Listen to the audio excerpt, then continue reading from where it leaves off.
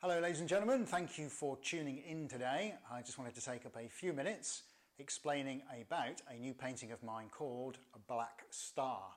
So before we get into the nuts and bolts of it, let me tell you how big this painting is, because it is quite a large one. So we're at 190 centimetres by 130. So it's what I would call mid-size to large for what I do. Now this kind of painting, kind of suits pretty much any kind of space. If you've got a feature wall, it can hang in portrait orientation. If you've got, say, behind a sofa or a tall ceiling, it can do exactly the same thing, but you can just do it in landscape. So pretty much this kind of size and shape, you can more or less fit anywhere. I got a tiny little house, even I can fit it in, but that's in my hallway. Another story for another day. So let me explain about Black Star. I've done two paintings very sort of like in the same vein. They're not the same. And I'll put links in the text below so you can see what I mean. One is called Interstellar and the other is called Antares.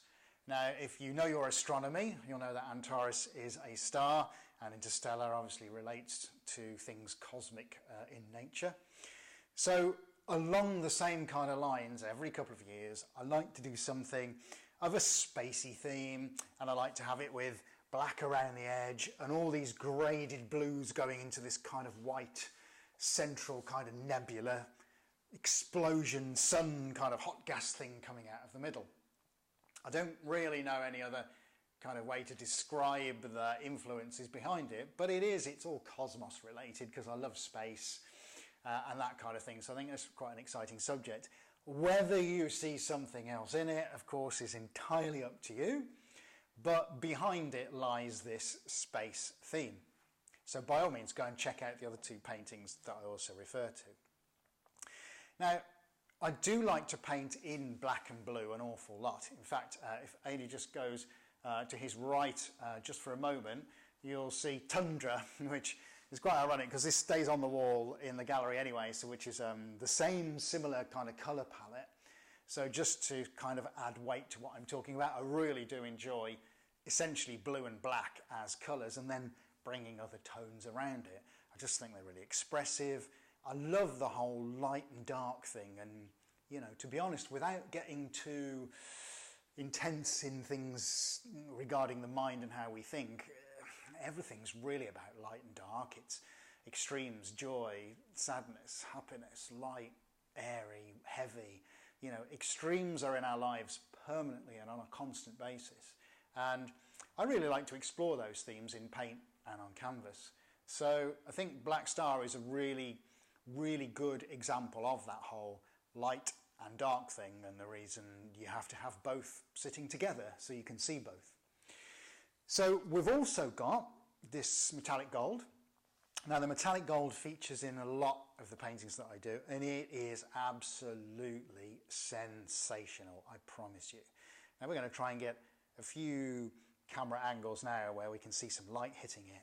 Now I'm under the eaves of the building here because it's the largest white wall that I've got where you can actually see a painting in all its glory.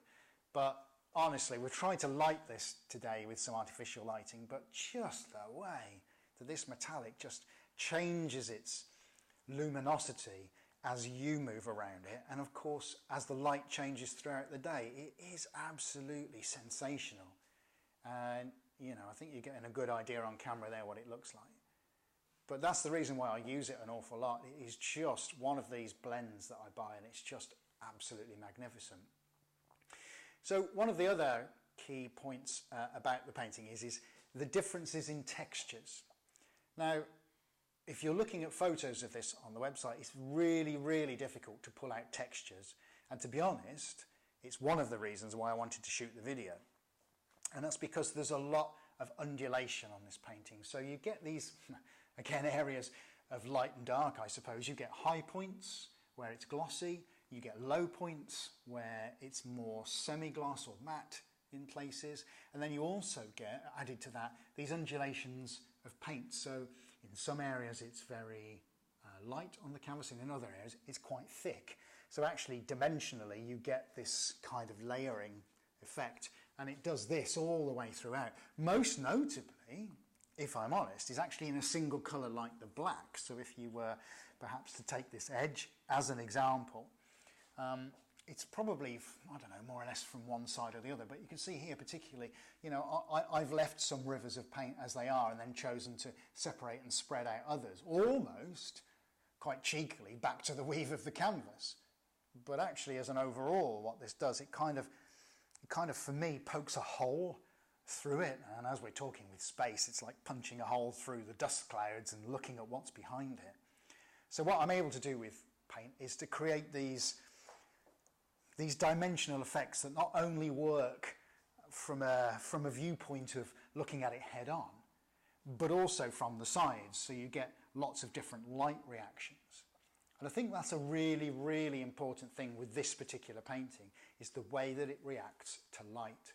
So if you have a spotlight on it, it's going to look completely different to when it's got natural light on it. And I think that's just another twist on appreciating an abstract. You know, I like my paintings to work in all kinds of ways, not just from a close point of view, but from a far away one, and not just in one light condition, but in all light conditions. So I want this to keep giving no matter the time of day or where you look at it from. Okay, so anyway, that's Black Star, 190 centimetres by 130, fairly big one. Suit pretty much any wall, any space. Created in my trademark enamel paints. There we are, ladies and gentlemen. Hope you've enjoyed it. If you're viewing this on YouTube, leave me your comments down below, and don't forget to give me a subscribe. And if you're viewing this on my website, I'd love to hear your feedback. That's it, ladies and gents. Thank you very much.